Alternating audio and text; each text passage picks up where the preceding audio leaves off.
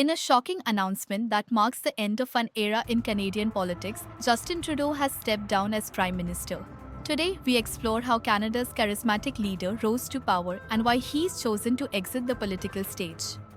2015 marked a historic moment in Canadian politics. Justin Trudeau, son of former Prime Minister Pierre Trudeau, led the Liberals from third place to a majority government, something unprecedented in Canadian history. At just 43, he became Canada's second youngest Prime Minister, bringing youthful energy and progressive promises to Ottawa. His early achievements included welcoming Syrian refugees, implementing a national carbon tax, and introducing the Canada Child Benefit Program. The world took notice. Here was a leader who championed climate action, gender equality, and Indigenous reconciliation. Rolling Stone magazine even dubbed him the free world's best hope. But governing proved more complex than campaigning. Ethics scandals began to emerge, including the SNC-Lavalin affair and controversial luxury trips to the Bahamas. While Trudeau's government successfully navigated the COVID-19 pandemic and renegotiated NAFTA with the Trump administration, domestic challenges mounted.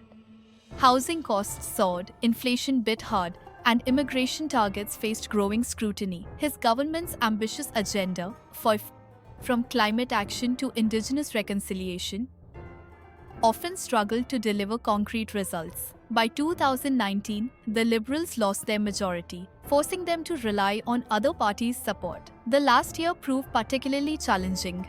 Rising living costs and housing prices fueled public frustration. Special elections in Liberal strongholds delivered shocking defeats. The decisive moment came with the resignation of his deputy, Chrystia Freeland, in December. Her departure, sparked by concerns over handling US relations, triggered an avalanche of internal party criticism. Finally, standing before Rideau Cottage, Trudeau acknowledged reality. This country deserves a real choice in the next election, and it has become clear to me that if I'm having to fight internal battles, I cannot be the best option. As Canada looks ahead, the Conservative Party under Pierre Poilievre leads in the polls. The Liberals must now choose a new leader while facing significant challenges, from housing affordability to diplomatic tensions. Parliament is suspended until March 24th, giving the Liberal Party time to select its new leader. The next election must be held by October, though opposition parties are pushing for an earlier vote. After nearly a decade in power, Justin Trudeau's legacy remains complex.